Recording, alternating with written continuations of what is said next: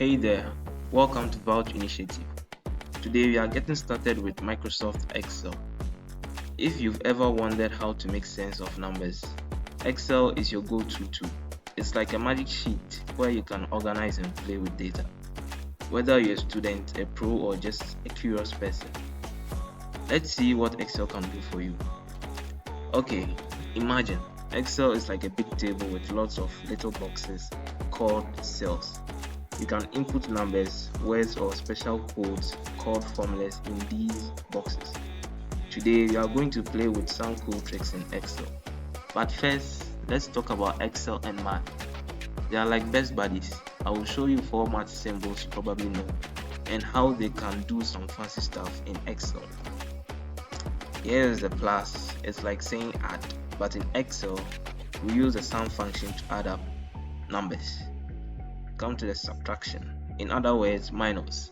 In Excel, we use sub, the sub function to find the difference of numbers. So here we have multiply. This one means times in maths. In Excel, we use product to multiply numbers. So we come to the divide. This one means division in maths. In Excel, we use div. It helps us share numbers nicely. As we move on, I'll be talking about some tips in Excel. Just like mathematics, board maths is also applied in Excel. Now let's get our hands dirty with the sum function. Imagine you have a bunch of numbers and you want to know the total without doing all the adding. That's where the sum comes in. Let's dive and see how the sum function is used. Here we have data representing the number of individual devices in each month. To find the total devices for a specific month or the entire year using the sum function in Excel, we follow these steps. So we begin with the equal to sign to initiate a formula. We type in sum, down menu will appear. So we can use the arrow keys to navigate and use the tab key to select our preferred option. After the open bracket appears, you specify the cells you want to add. You can do this by inputting individual cells location separated by a comma. That's an example here.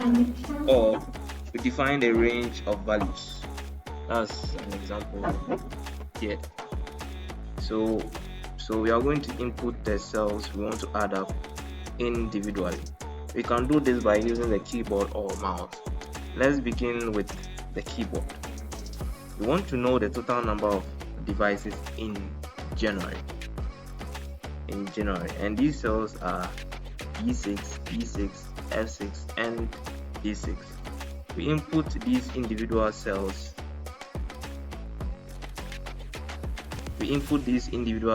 Separated by a comma in the sum function. So that's E6, E6, F6, and E6. After we close the bracket and end. So there were 73 devices in January. To use the mouse, it's a similar procedure, but here we are selecting the location of each individual cell we want to sum up. So put the equal to, then type in the sum and select our preferred function. We select the cells we want to add up, then bring our comma.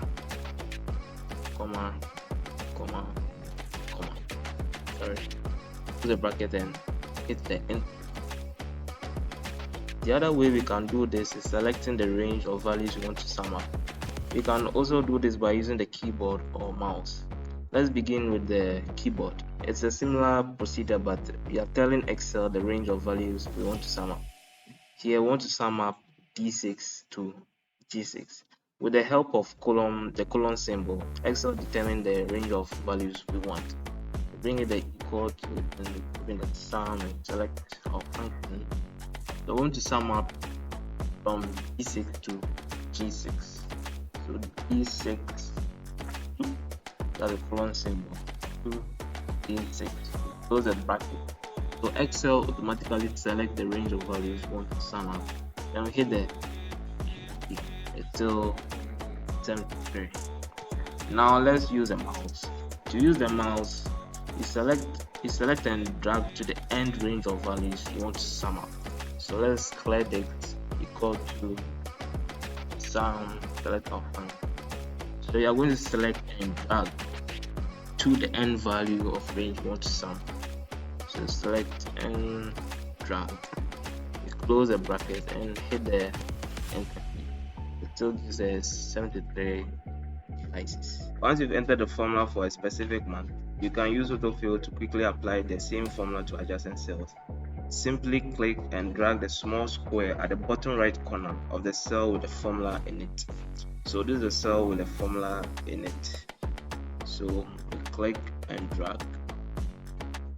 So it will automatically calculate the number of devices that were bought in each month.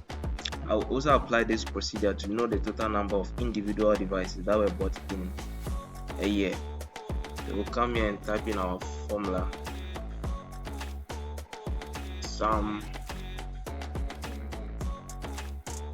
then select the range we want to sum. Afterwards, we hit the enter key. And you click and drag the small square at the bottom right corner of the cell with the formula in it to adjust and calculate for the rest of each individual devices that were bought in a year. So now we found the number of devices that were bought in each year. So this figure here shows the total number of devices that were bought in a year, including SSD, HDD, mouse, and the keyboard. Now let's see how we can basically apply the other three operators. So there's a table here with a selling price and cost price. We are going to use this to determine if we had a profit or a loss. So we input our function as the IM sum. So it says it returns the difference of two complex numbers. So we select our first number and our second number. Close our bracket and hit the enter. So we have 8 here. So to adjust, to know the other difference of the profit and loss, we use the autofill. And to use autofill, we double click to get our profit or loss. So in cell D8, you can see we had a loss of 86. So in place of the IM sub, you can use our normal subtraction. So we put in equals, then we select the cell we want to subtract, then we bring in our minus, then select this next cell, then use autofill.